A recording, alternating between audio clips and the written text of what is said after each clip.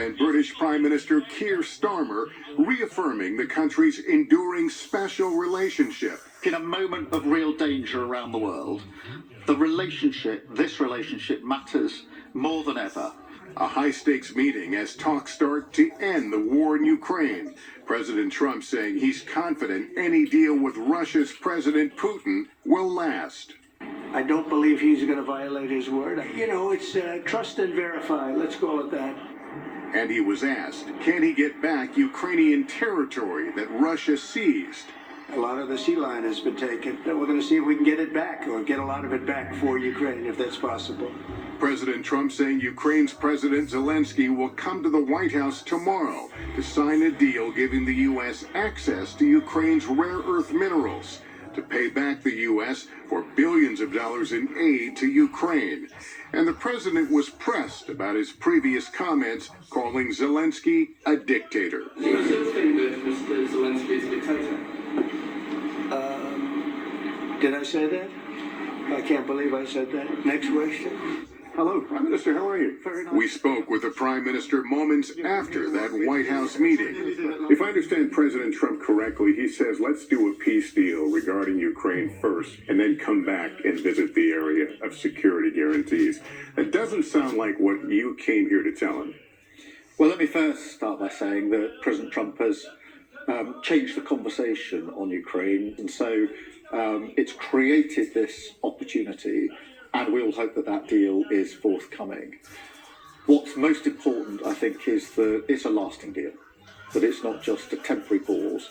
And to be lasting, it's important that the deal is defended, that Putin knows he can't go again. And that's why I've been concerned to ensure that on the European side, all countries, including the United Kingdom, step up.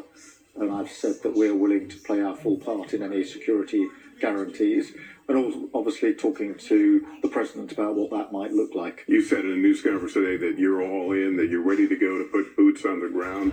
What's your larger message about what the UK is willing to do and advance forward in the name of peace? The first element is a wider argument, which is that Europe and the United Kingdom need to do more in our own defence, and that's why this week I announced the biggest sustained increase in defence spending since the Cold War. That's the macro argument about the defence of the continent. In relation to Ukraine, I do think that it's important that European countries play a leading part in any security guarantees, and that's why I've said that the UK would put boots on the ground if necessary. The president speaks positively of Russia, of Vladimir Putin. He's the one that ultimately he'll have to negotiate with. Do you trust Vladimir Putin as a good faith partner? Well, look, I think President Trump is quite right to have brought these proceedings to talks, because we've had 3 long years now. There have been many people killed and injured in this. I was in Kyiv just a few weeks ago, and I was in the burns unit of a hospital. I saw firsthand the human scars that those on the front line and actually civilians are bearing. So we need this peace. My concern is that we know historically that Putin might go again. Sounds like you don't trust him. Well, look, I mean, I think that he has ambitions. I think he will go again, and I've made my views on President Putin pretty clear on a number of occasions. Part of my interview with Prime Minister Starmer today. Just breaking, we have learned the government's climate and weather agency NOAA is laying off 5% of its staff, while earlier foreign aid workers at USAID cleaned out their desks. Here's Garrett Hake. An emotional exodus at the former headquarters of USAID. I've dedicated 13 years of my life to this. Where recently fired federal workers were given just 15 minutes to clear out their desks. The Trump administration recently fired 1,600 staff and placed thousands more on leave at the agency that doles out foreign aid. They're treating us like the enemy. Ben Thompson, a Europe-focused communications specialist, criticizing Elon Musk, whose Department of Government Efficiency quarterbacked the cuts. He's not going through with the fine-tooth comb. He's tearing down our institutions for fun. It's a game. It's not public service. Musk on Wednesday defending federal worker layoffs, saying it's critical to reduce government spending. If we don't do this, America will go bankrupt. President Trump today praising the cost cutting. We are having great success in slimming down our government. It's been really very successful. USAID supporters note the agency provides food aid to 28 million children per year worldwide suffering from malnutrition and treats more than 5.5 million children around the globe every year with pneumonia. These are real people that are going to suffer from USAID not being there. But Republicans call much of USAID's spending wasteful, pointing to items like $2 million given to an organization for gender-affirming health care in Guatemala and $13 million to put on a Sesame Street production in Iraq. We owe the American people the assurances that every dollar we are spending abroad is being spent on something that furthers our national interests. And Garrett, meantime, President Trump made headlines today regarding plans for new tariffs. Lester, the president announced he's planning another 10% increase on tariffs on imports from China and moving forward with 25% tariffs on goods from Canada and Mexico. Illegal border crossings have plummeted, but he blames all three for the flow of fentanyl into the U.S. Lester? Garrett Haig, thank you.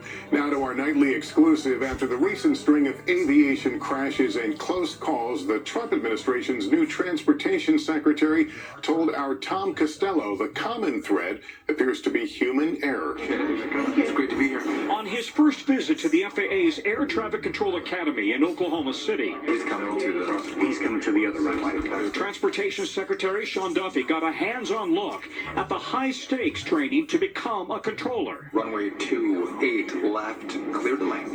His visit comes as the NTSB and FAA are investigating a string of aviation crashes and close calls in Washington, D.C., Nome, Alaska, Toronto, and this week's close call on the runway at Chicago Midway Airport. 2504 going around. Is there anything that connects them, or is it the possibility of human error? They're all very unique. But I do think in all of them, and again, not exclusively, not 100%, but a majority probably of the errors go to the pilots, right? There's some pilot error at play in each of these incidents. The NTSB chair says it appears the private jet pilot who taxied in front of a Southwest plane had failed to follow controller instructions to hold and wait.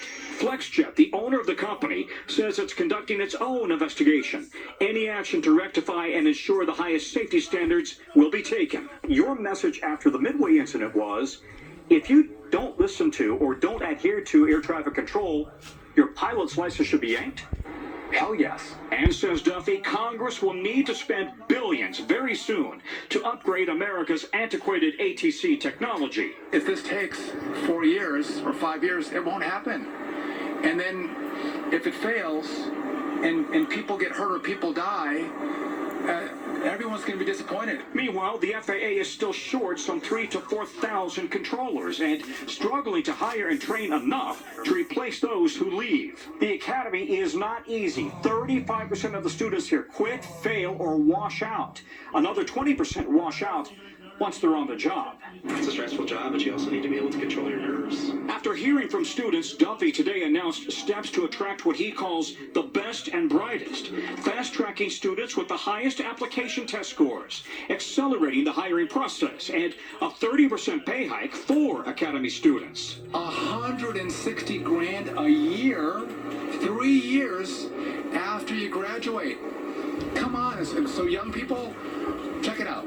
1,800 students came through here at the Academy last year. 2,000 are expected this year. They'd like to add more. The biggest problem is a shortage of controller instructors, all of whom are retired controllers. Lester? All right, Tom Costello, thanks. In 60 seconds, intrigue over influencer Andrew Tate back in the U.S. after charges of sex trafficking overseas. Why Florida Governor DeSantis speaking out of